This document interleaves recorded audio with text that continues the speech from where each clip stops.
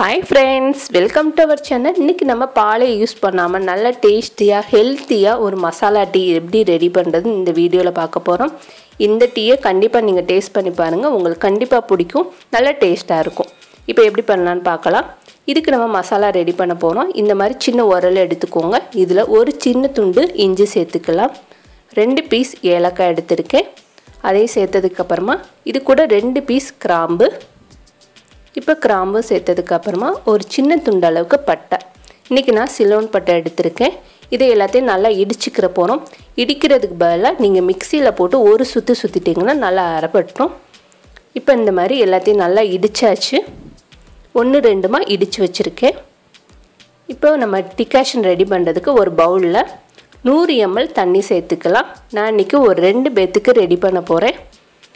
தண்ணி சேர்த்ததுக்கு அப்புறமா இது கூட நம்ம இடிச்சு வச்ச மசாலா சேர்த்துக்கோங்க. இஞ்சி, பட்டை, ஏலக்காய், கிராம்பு சேர்த்துக்கலாம். சேர்த்துட்டு நல்லா கொதிக்கட்டும். இப்போ நல்லா கொதிக்க வர ஆரம்பிச்சிருச்சு. இந்த டயத்துல இது கூட ஒரு 3 பீஸ் அளவுக்கு புதினா இலைகள் சேர்த்துக்கலாம். புதினா இலை சேர்க்கும்போது இன்னும் நல்லா டேஸ்ட் கொடுக்கும். சேர்த்துட்டு நல்லா ஒரு கொதி வரட்டும். இப்போ நல்லா கொதிக்க ஆரம்பிச்சிருச்சு. இது கூட 1 டீஸ்பூன் அளவுக்கு டீ தூள் சேர்த்துக்கோங்க. டீ தூள் வந்து உங்க டிகாஷனுக்கு தகுந்த மாதிரி கூட குறைய சேர்த்துக்கலாம்.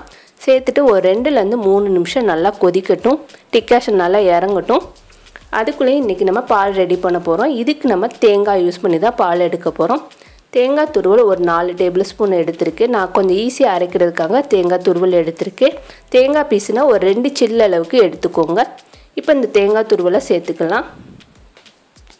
சேர்த்ததுக்கு அப்புறமா இது கூட அரைக்கிறதுக்கு லைட்டா ஏலம் சூடா இருக்கணும் தண்ணி.